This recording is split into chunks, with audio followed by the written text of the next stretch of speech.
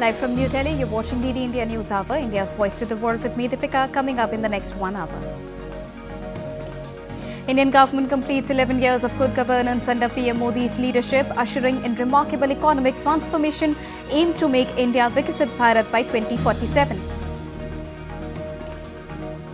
Protests intensify in Los Angeles after National Guard deployed over immigration raids face off with law enforcement. Trump threatens action against demonstrators. World leaders gather in France for the third UN Ocean Conference. Union Minister Jitendra Singh leads Indian delegation. Climate change, pollution, loss of ecosystems high on agenda. And Carlos Alcaraz pulls off a stunning comeback after being 2 sets down to defeat Yannick Sinner. Defends French Open title after longest Roland Garros title.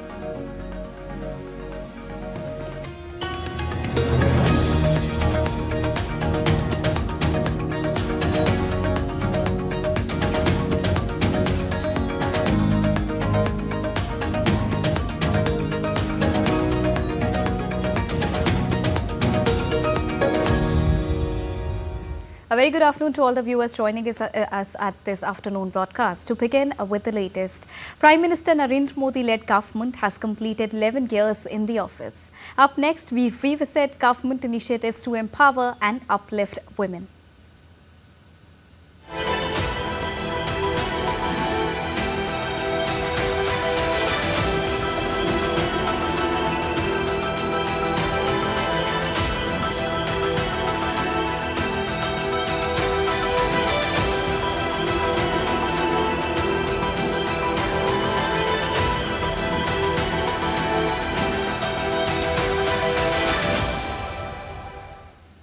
Well, the 9th of June holds a significant place for the government as Prime Minister Narendra Modi took oath on this day in the year 2024 for a third straight term as the head of a coalition government.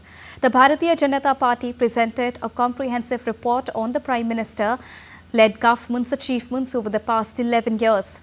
In Delhi, BJP National President JP Nadda held a press conference highlighting the government's accomplishments and outlining future goals for a developed India. मैं विधि द्वारा स्थापित भारत के संविधान के प्रति सच्ची श्रद्धा और निष्ठा रखूंगा। 12 साल में मोदी जी के नेतृत्व में चलने वाली सरकार ने भारत की राजनीति की संस्कृति को बदलकर न्यू नॉर्मल, न्यू ऑर्डर को स्थापित किया है और यह सरकार एक असरदार सरकार है, इफेक्टिव गवर्नमेंट। यह सरकार दमदार सरकार है और यह सरकार मजबूत फैसले लेने वाली सरकार है, आर्थिक अनुशासन लाने वाली सरकार है। पिछले 11 वर्षों में जो आर्थिक अनुशासन लाया गया, उसके लिए जो बोल्ड डिसीजंस लिए गए और उस समय जनता को साथ लेकर के किए गए। Under Sabka Saath, Sabka Vikas, Sabka Vishwas and Sabka Prayas, various reforms have taken place in India. Since 2014, India's welfare architecture has been guided by the principle of Antyodaya, ensuring the upliftment and development of every person in the country. This philosophy has marked a decisive shift to inclusive empowerment, with the government targeting 100% saturation in every flagship scheme. Over the past 11 years, crores of previously deprived households have gained access to essential amenities such as tap water, electricity, toilets, housing, healthcare, clean cooking fuel, insurance and digital services for the first time. The following achievements reflect a new era of governance rooted in equity, backed by data and powered by the resolve to serve every citizen. 11 years of Sabka Saath, Sabka Vikas, Sabka Vishwas, Sabka Prayas. Poverty alleviation. Nation lifted 171 million people out of extreme poverty over the past decade. EPFO enrolled around 7.54 lakh new subscribers in March 2025, 0.98% year-over-year growth. IMF paper credits India with ending extreme poverty. UNDP MPI 2023 shows significant poverty reduction. Basic amenities to all. 15.59 crore rural households get tap water connections. 8 states and 3 UTs achieve 100% Har Ghar Jal coverage. 12 crore household toilets built, 5.64 lakh villages declared ODF+, 2.86 crore households electrified, 22.6 hours average rural electricity supply, 81 crore beneficiaries receive free ration under NFSA, rupees 11.80 lakh crore allocated for food security till 2028, 5 lakh rupee health cover per family under Ayushman Bharat, 55 crore beneficiaries covered under PMJAY, all citizens aged 70 plus included under Ayushman Vay Vandana, over 10.33 crore LPG connections provided under PMUY.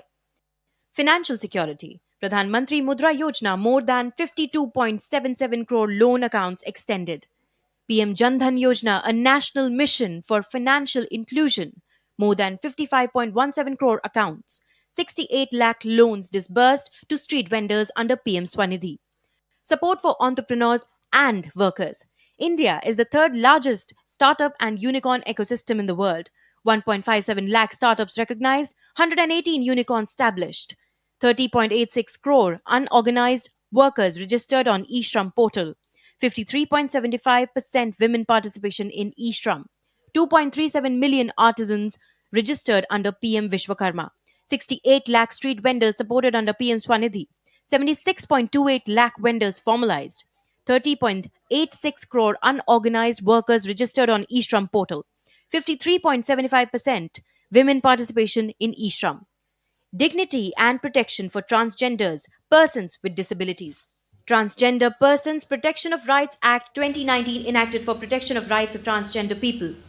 National Council for Transgender Persons constituted to advise government on issues related to transgender persons. Bureau Report, DD India.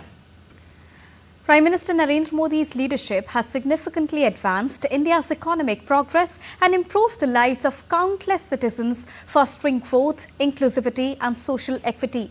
Over 15 new train coaches are built daily, enhancing the travel experience and meeting the growing demands of millions across the country. Every day, more than 4 locomotives are built. These engines don't just pull the trains, they drive growth, connect markets and keep the nation moving. A new university is also built every week. Classrooms are expanding and opportunities are multiplying. Every day, 2 new colleges are established, expanding access to higher education across India. Now, this steady growth is creating more opportunities for youth to learn, grow and lead. Not only this, over 10 crore free LPG connections equal to the population of Canada, Spain, New Zealand and Ireland combined has been provided. Millions of households now have clean cooking fuel, improving health and quality of life. Over 55 crore Jan Dhan beneficiary accounts have been opened, which is more than the population of the European Union. Free ration also has been provided to 81 crore people, which is enough to feed the entire US and the South America. Now, under Prime Minister Narendra Modi's visionary leadership, women have moved from the margins to the mainstream. From education to entrepreneurship, from self-help groups to leadership roles, millions of women and girls have found new strength, new opportunities and a new sense of pride in India. India is rapidly becoming a key player in the global smartphone arena with more than 63 lakh phones made every week. Over 84 lakh visits to Jan Aushadhi Kendras every week is recorded. The trusted pharmacies across the country are making quality medicines easy to find and affordable for all. And with unstoppable growth, innovation and resilience, India is shaping the future of the global economy. From startups to industry giants, the world is watching India lead the way. Not only this, water connections for over 15 crore homes, which is enough for every person in Russia, is also ensured in India. And soil health cards issued to over 25 crore farmers, which is more than Brazil's population. Prime Minister Narendra Modi's leadership has revolutionized India, reviving heritage, empowering farmers and youth, boosting the economy and advancing technology for a truly self-reliant India. Every few days, a new Atal Tinkering Lab opens its door, sparking curiosity and creativity across Indian schools. These labs are not just spaces, but they are incubators for the next generation of inventors, thinkers and problem solvers. Powered by the blessings and collective participation of 140 crore Indians, India has witnessed rapid transformations across diversified sectors.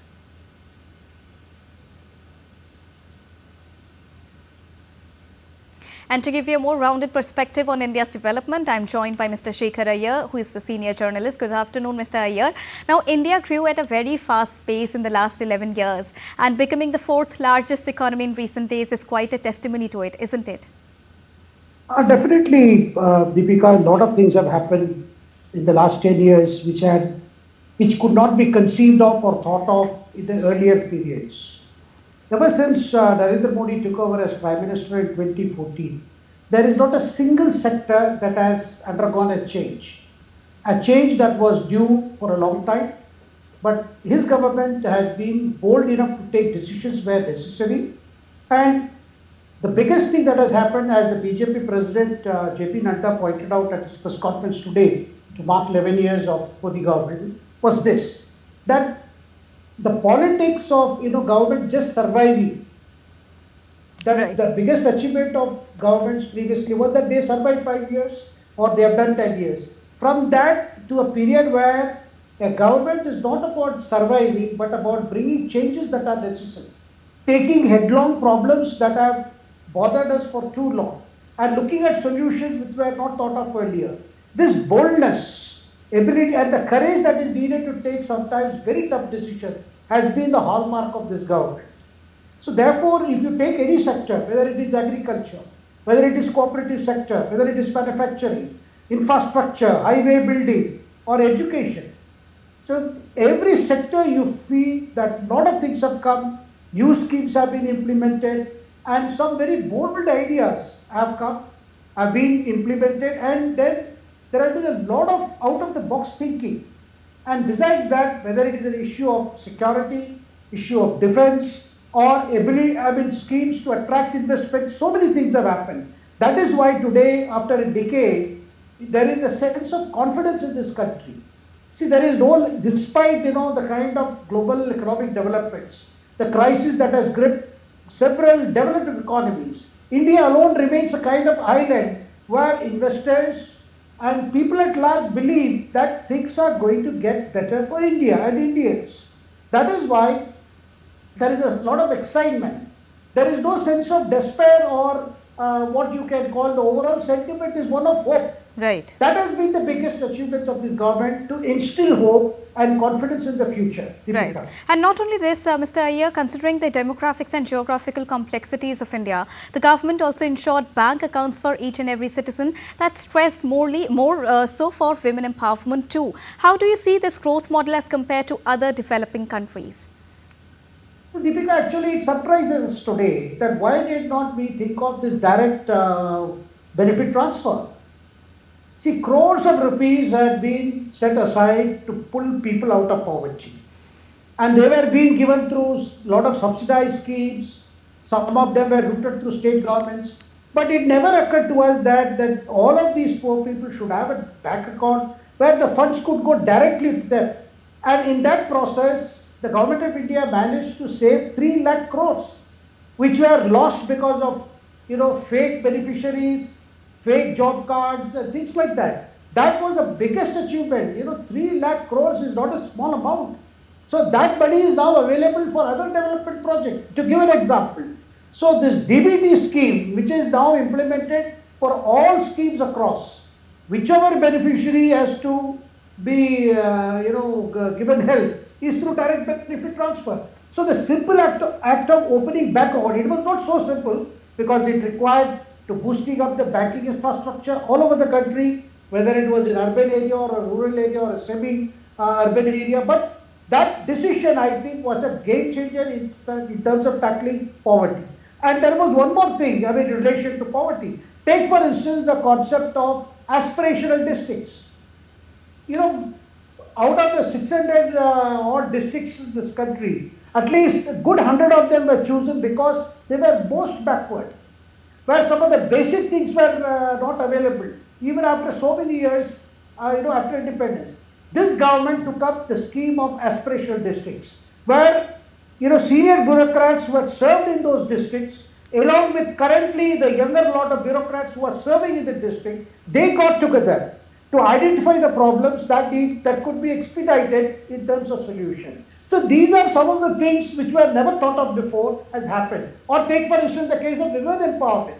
Several things have happened in this area of women empowerment, and today, be it armed forces, be it other sectors where more and more women are able to break what is called the glass ceiling. They can aspire for certain positions or for certain leadership roles which could not be thought of before. And good example was Operation Sindoor. When the operation started, the nation was briefed by 2 young women officers. And that sent out a message not only to our neighboring country which was indulging in cross-border terrorism, but to the world at large. What is India today? And what the young people are doing, be it men or women. So these are the changes that have come, that have sent out a message that the India today is also the India of the future. And when we talk about India of the future, India has also rose to the occasion when we talk about DPIs, digital public infrastructure as well. And UPI claimed global acknowledgement, we all saw.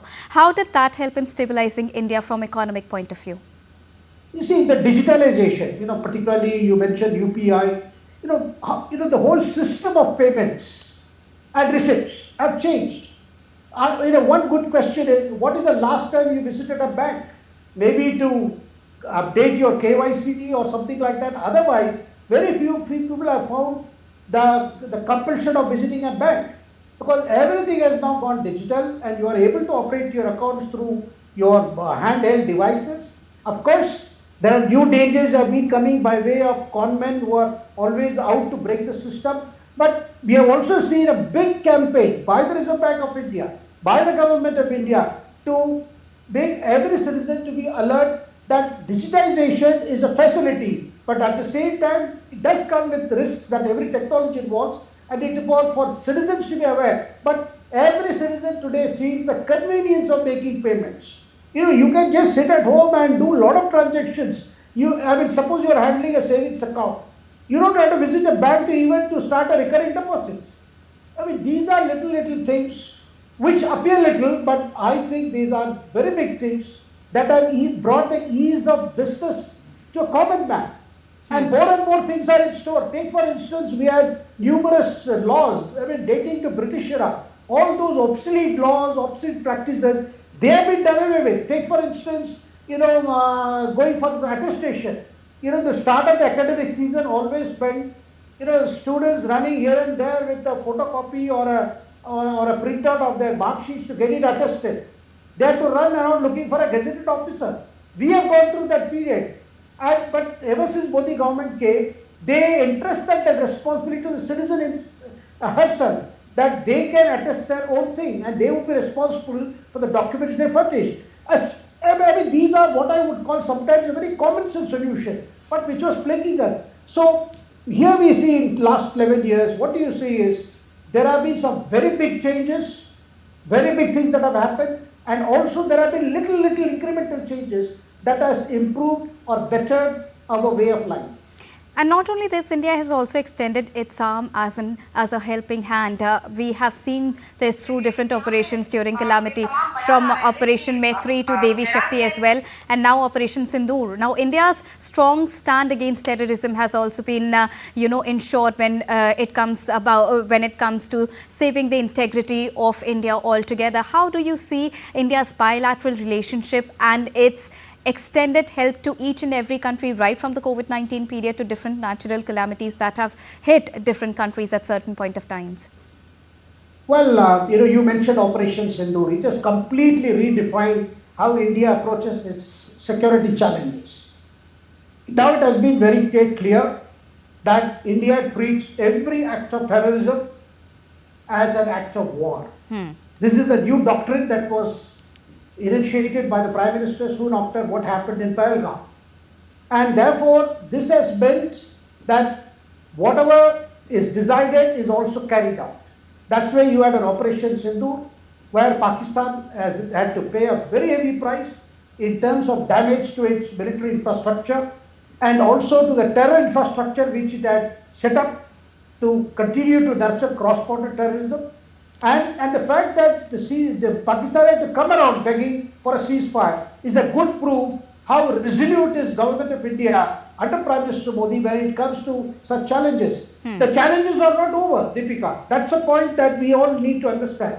The challenges are over, but here is a leadership that is looking at these challenges head on. There is no more a situation like, we saw during 26/11 when Bombay was invaded by terrorists who came by the sea route. And at that time, India could not do much because the approach of the leadership was completely different from what we are doing today. So whether it is modernizing our armed forces, whether it is, or take for instance schemes like one time one pension, an issue that was pending for such a long time, and every government kept on putting it for some other date. But the Prime Minister Modi's government decided that this had to be implemented. It was implemented.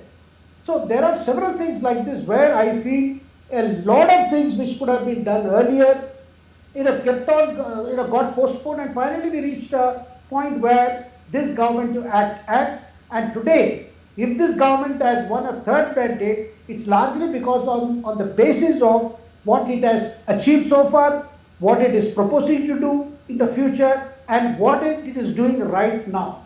All right. Thank you so much, Mr. Iyer, for joining us and bringing us a rounded perspective on India's road to development and becoming a developed nation by the year 2047 under the leadership of Prime Minister Narendra Modi as it completes 11 years. Now it's time to take a short break. We'll be right back, but still to come on the other side. Up next, we'll get you all that you need to know about External Affairs Minister's week-long visit to France, European Union and Belgium. IMD warns of severe heat wave conditions over West Rajasthan.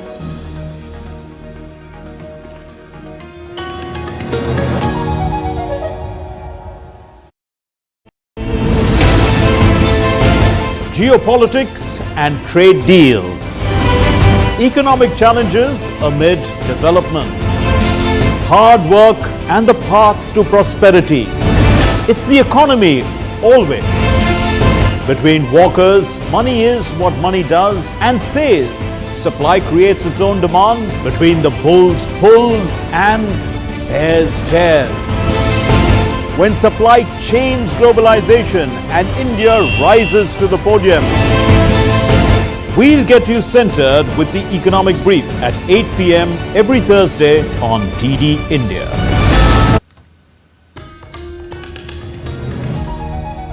Welcome back after that short break. You're watching DD India News Hour. Now, the third United Nations Ocean Conference has commenced with the world leaders gathering in southern French city of Nice. Co-hosted by France and Costa Rica, the 5-day conference aims to accelerate action on protecting the world's oceans. Ahead of the conference in France, French President Emmanuel Macron has expressed optimism that more countries would join the pledge. Currently, 30 nations have agreed on attending the conference.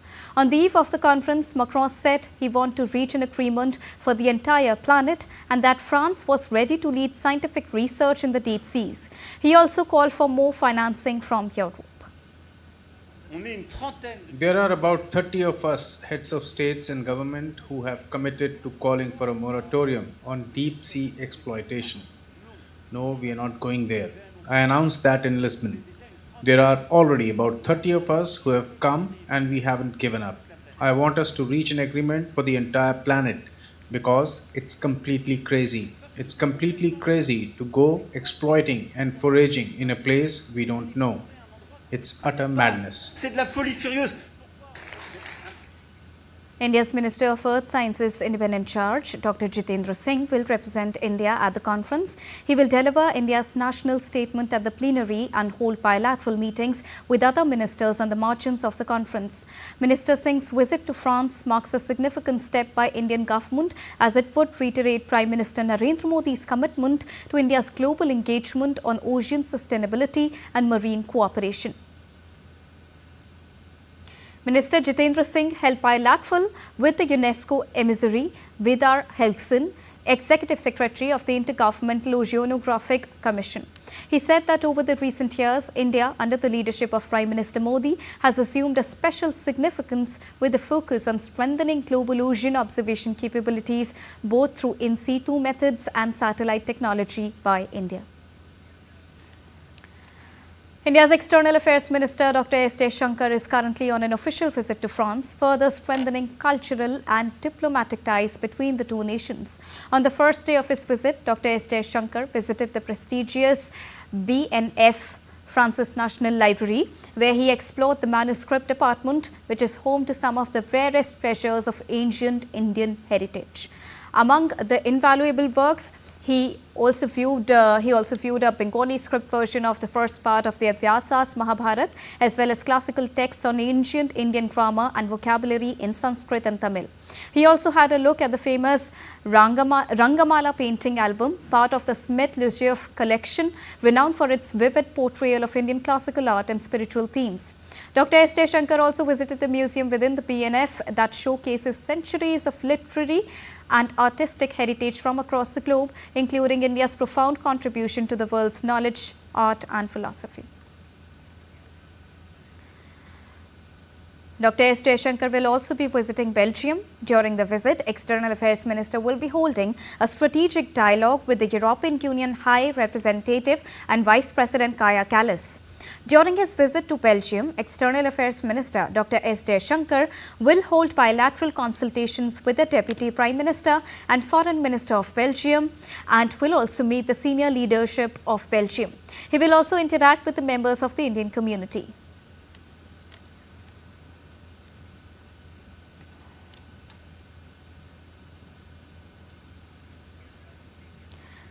The visit of External Affairs Minister is expected to further deepen India's friendly relations with the European Union, France and Belgium and give renewed momentum to ongoing cooperation in diverse areas. On to weather updates now. India's Meteorological Department has warned of severe heat wave conditions over West Rajasthan, with temperatures in some areas reaching 48 degrees Celsius.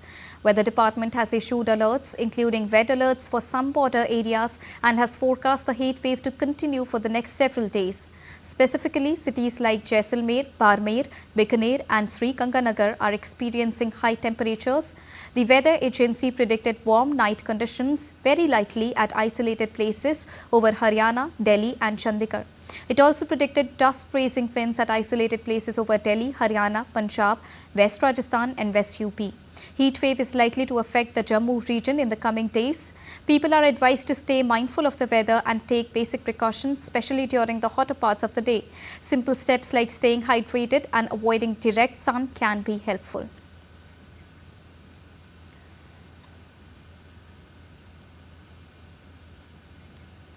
Another update, the flood situation in Assam has improved marginally as the major rivers including Brahmaputra showed a receding trend due to decreased levels of rains in the past few days.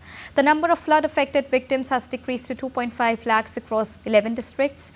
Meanwhile, the Indian Meteorological Department has issued yellow alerts for the states of Tripura, Mizoram, Nagaland, Manipur, Assam and Meghalaya.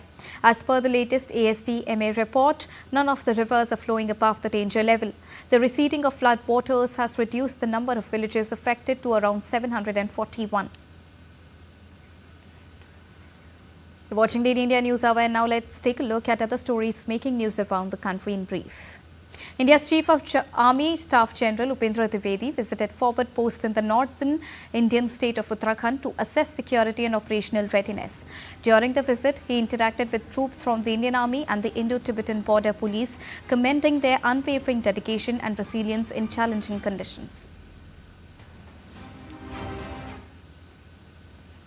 Chhattisgarh Chief Minister Vishnu Dev Sai on Monday attended the second day of two-day program Chintan Shivir 2.0 by doing yoga with cabinet members at the sports complex of Indian Institute of Management, Nava Raipur campus. The Chief Minister said that through this initiative, the state will gain valuable advantages that will help in improving the economy.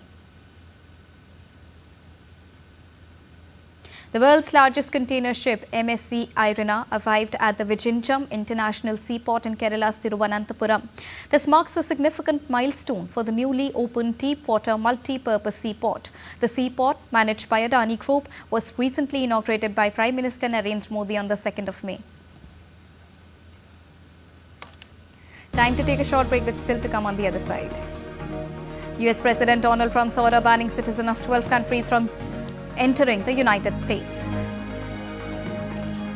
United States and China set to meet in London on Monday for high-stakes trade talk.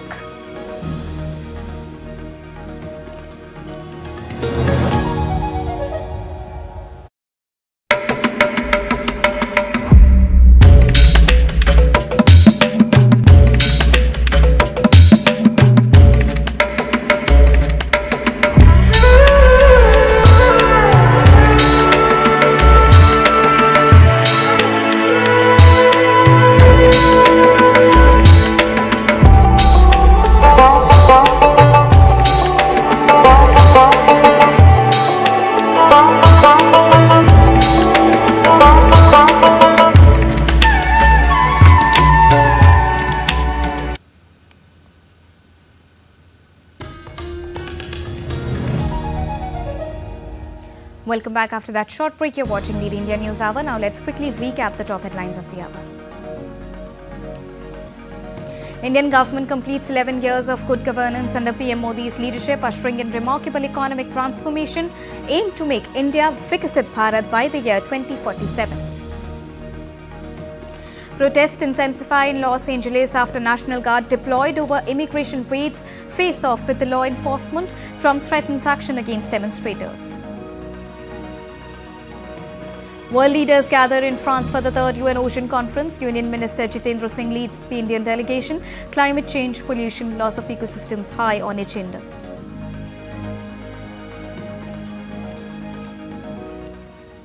Los Angeles was thrust into chaos as thousands of protesters clashed with law enforcement following US President Donald Trump's unprecedented decision to deploy National Guard troops without states' approval. Here's a report. Take a look.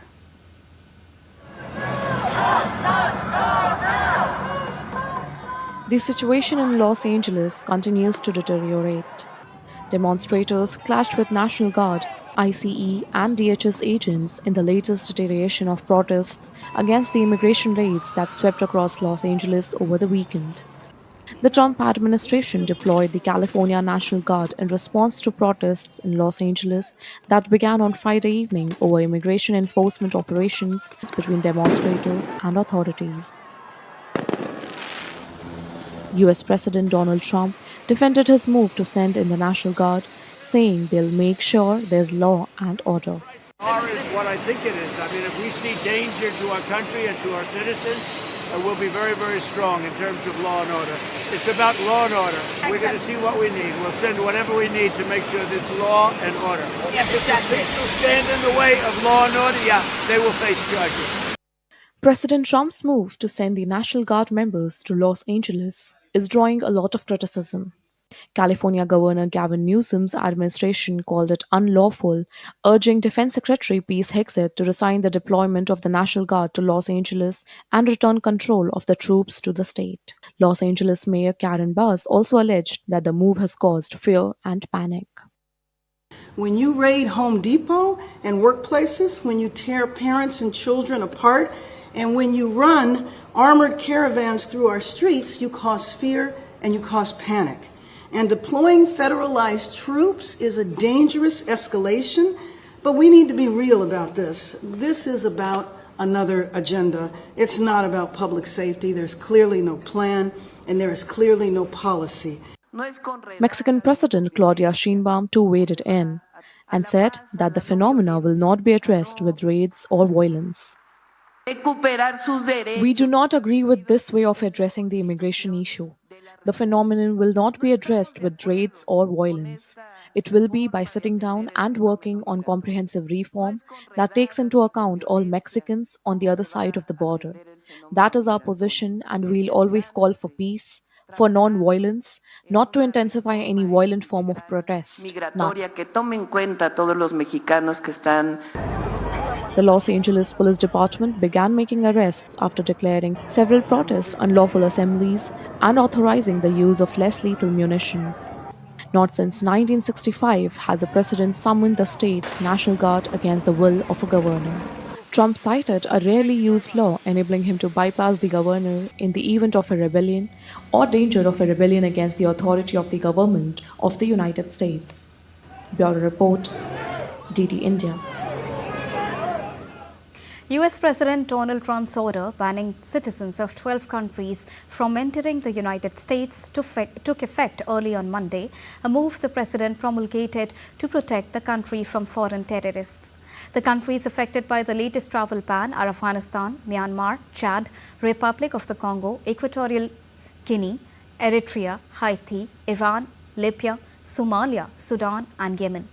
The entry of people from 7 other countries, which are Burundi, Cuba, Laos, Sierra Leone, Togo, Turkmenistan and Venezuela, will be partially restricted.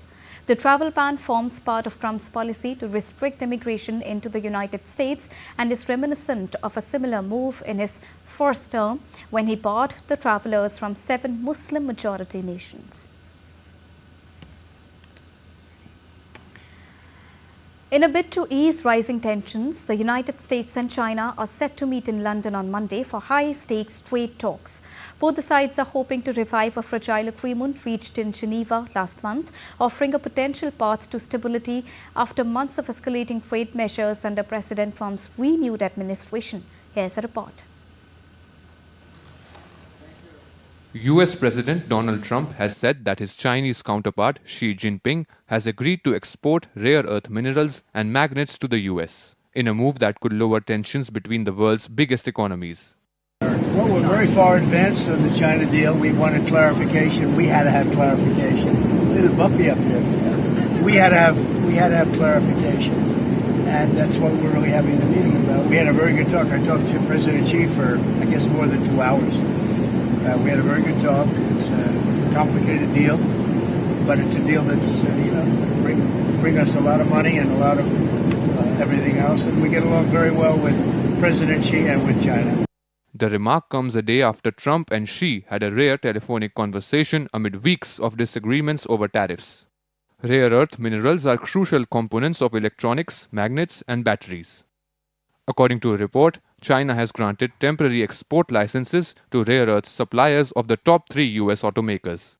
Delegates from Washington and Beijing are set to meet in London on Monday for further trade talks. In May, the two sides struck an agreement in Switzerland to roll back for 90 days most of the tit-for-tat tariffs they had placed on each other. But China's decision in April to suspend exports of a wide range of critical minerals and magnets continued to disrupt supplies needed by automakers and military contractors around the world. Trump had accused China of violating the Geneva Agreement and ordered curbs on chip design software and other shipments to China. Bureau Report, DD India. A Gaza-bound aid boat carrying Greta Thunberg and other activists has been diverted to Israel. Country's foreign ministry said that the passengers are expected to return to their home countries.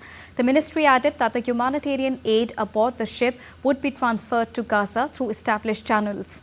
All the passengers were safe and unharmed. The Israeli army has retrieved the body of Hamas's military chief Mohammed Sinwar in an underground tunnel beneath the European hospital in Khan Younis following a targeted operation last month. Israeli Prime Minister Benjamin Netanyahu had announced Sinwar's death last month. Sinwar was the younger brother of Yahya Sinwar, the group's deceased leader and mastermind of the deadly 7th of October attack on Israel. Israel's army on Sunday also gave a small group of foreign reporters a tour of the tunnel. IDF spokesperson Brigadier General Efi Defrin said the tunnel had served as a major command and control compound for Hamas and that the tunnel was targeted by Israeli forces in an operation last month. We are here in the city of Khan Younis. This is the European hospital right behind me. The European hospital in Khan Younis. You can see the very big hole in the ground right in front of it. This is the entrance we opened for a very big command and control compound, Hamas command and control compound.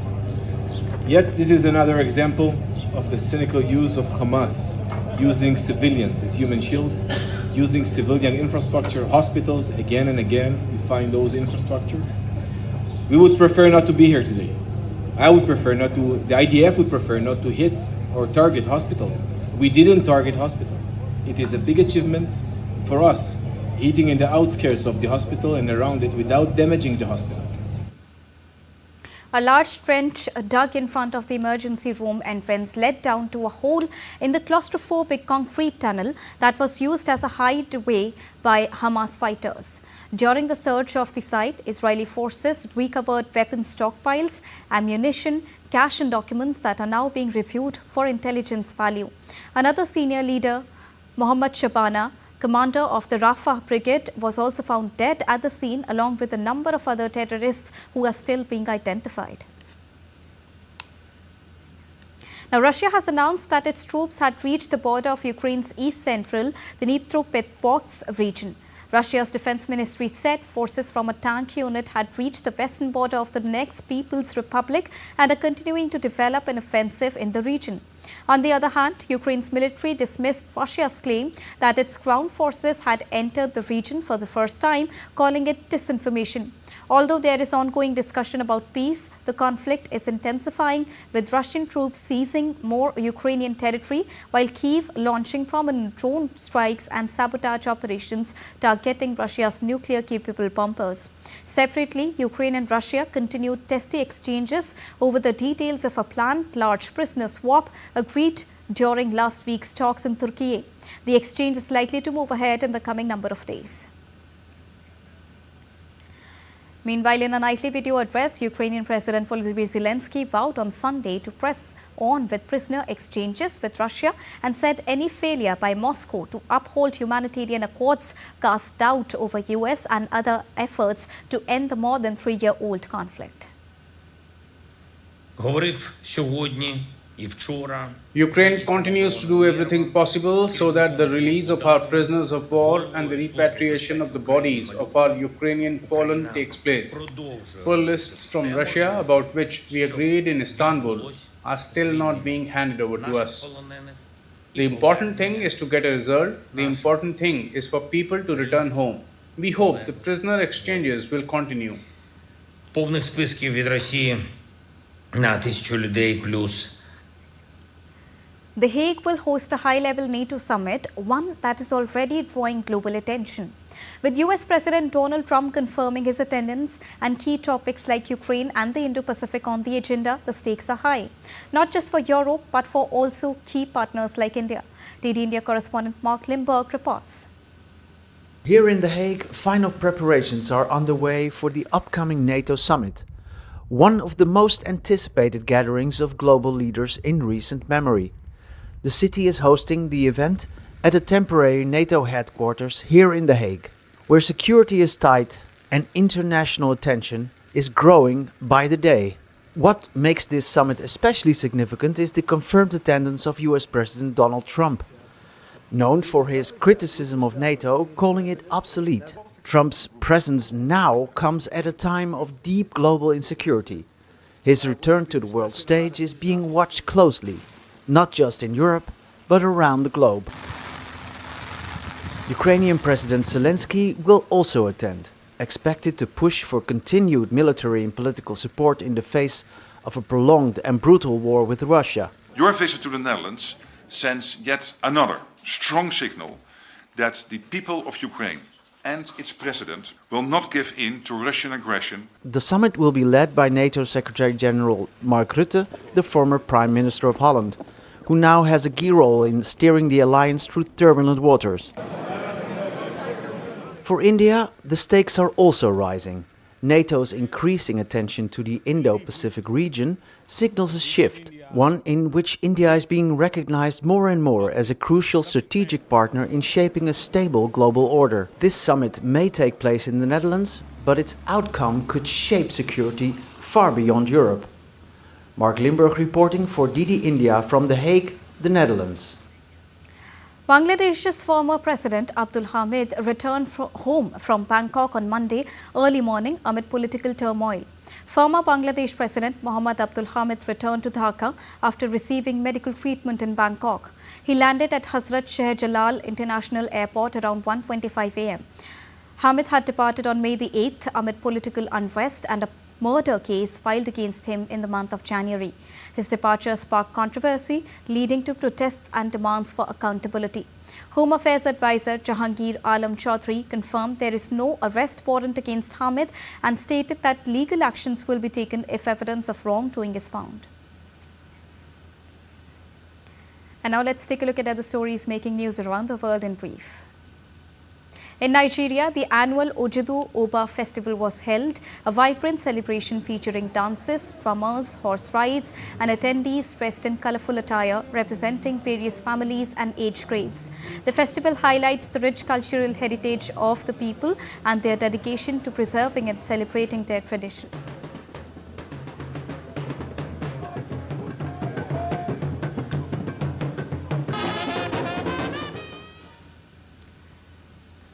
In Australia, a distressed humpback whale entangled in rope was spotted swimming south of Sydney Harbour, prompting urgent action from the Organisation for the Rescue and Research of ORRCA. ORRCA is coordinating efforts to safely disentangle the whale, emphasising the need for public awareness and responsible waste management to protect marine life. The Steep Wind International Motorcycle Festival kicks off in Mongolia. This year's festival features the participation of more than 2,000 motorcycle enthusiasts, including representatives from 60 clubs in Mongolia, 130 in China, approximately 400 in Russia, as well as international riders from Malaysia, Hong Kong, Vietnam, the United States and Germany.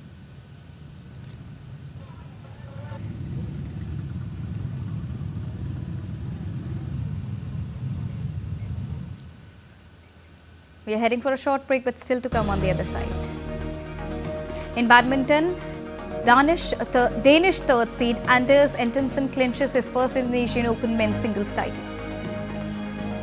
Portugal beats Spain in penalties to clinch UEFA Nations League title for a second time.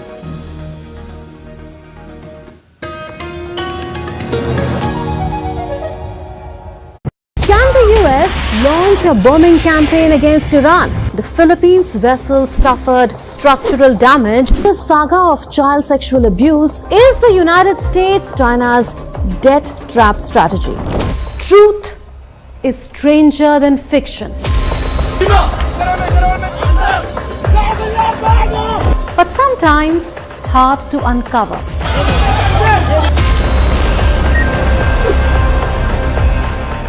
Trust us to tell the truth, unadulterated and pure, of every story that matters to you.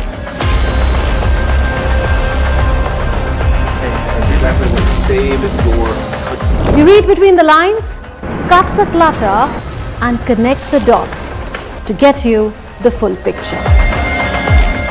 Watch Connecting the Dots at these times with me, only on DD India.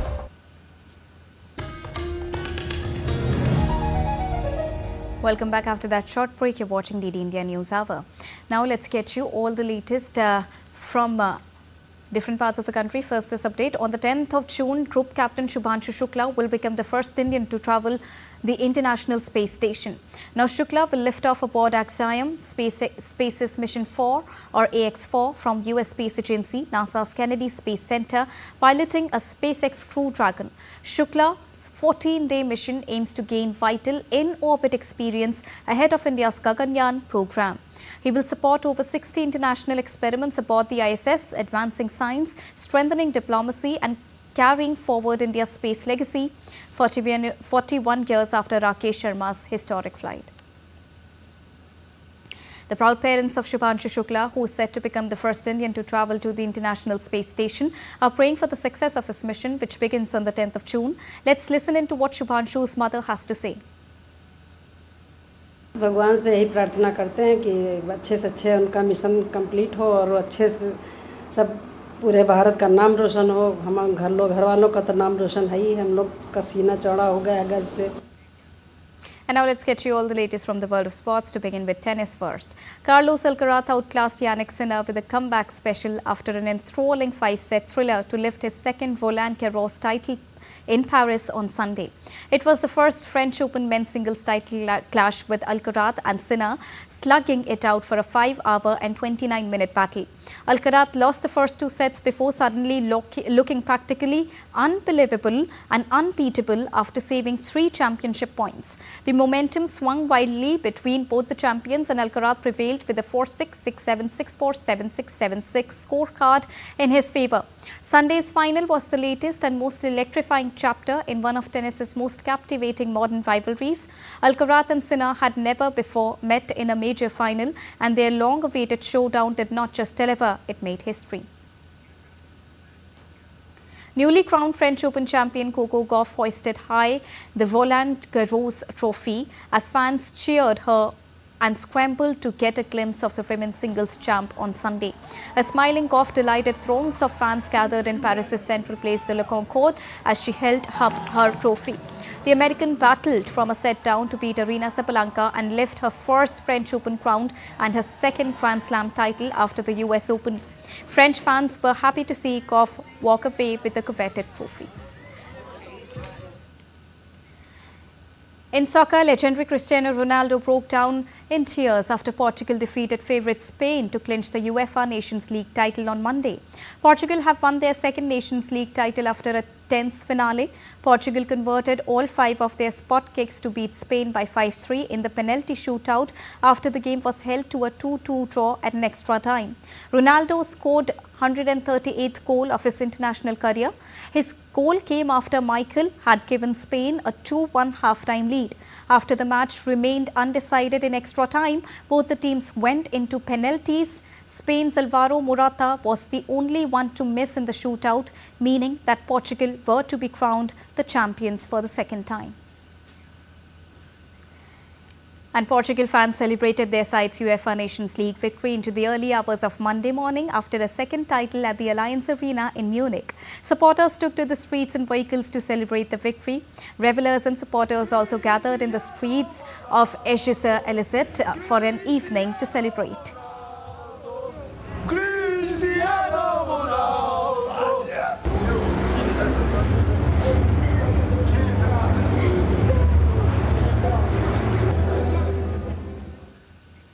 In hockey, the Indian junior women's team edged past Belgium with a 3-2 victory last night.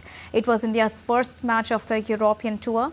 Geeta Yadav and Sonam found the net with field goals, while Lalthan Langui converted a penalty corner to secure the victory for India. On the other hand, Belgium responded with goals from Mary and Louis van Heck, but the women in blue held their ground. India is set to play 3 matches against Belgium in Antwerp. They will then face Australia before wrapping up the tour with a match against Netherlands. These matches are also a key part of India's preparation for the FIH Women's Hockey Junior World Cup, scheduled to take place in Chile later this year. Also in a historic milestone for Indian winter sports, the Indian women's ice hockey team has won a bronze medal at the IIHF Women's Asia Cup 2025 held in the United Arab Emirates. India secured 3rd place in the tournament with 7 points from 5 games, only behind Philippines and Iran. They've created history as this is the first ever medal for India at the Women's Ice Hockey Asian Cup. This fabulous accomplishment marks one of the largest accomplishments in India's history of ice hockey. Their performance underscores the growing strength of India's presence in winter sports, a domain traditionally dominated by colder countries.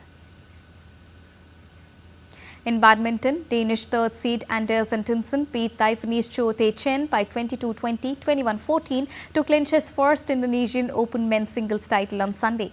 The emotional victory marked a long-awaited triumph for Antonsen, who had finished as the runners-up in 2019 against Tianchen and again in 2014 against Chi Yu-chi.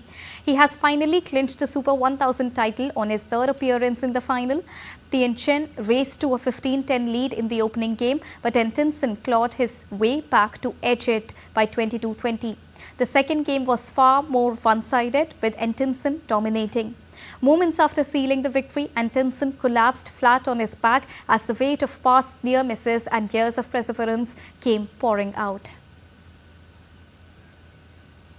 And as Prime Minister Narendra Modi-led government has completed 11 years in the office, renowned sand artist and Padma awardee Sudarshan Patnaik congratulated Prime Minister Narendra Modi for his leadership through a powerful sand sculpture with the message 11 years of Modi era, a Jan Sevak's journey to build Vikasit Bharat at the Puri beach in Odisha. Here are the visuals. And that's all for this edition of the DD India News Hour. But do let us know your thoughts on the news of the day. For those on the go, you can get all the latest news and updates from India and across the world on the DD India mobile app. The app is available on both Android and iOS platforms. Scan the QR code on the screen to download it right now. We'll be back with more news as it breaks here on DD India. I'm Deepika, and from all of us here in New Delhi, thank you so much for watching DD India News Hour. Namaskar.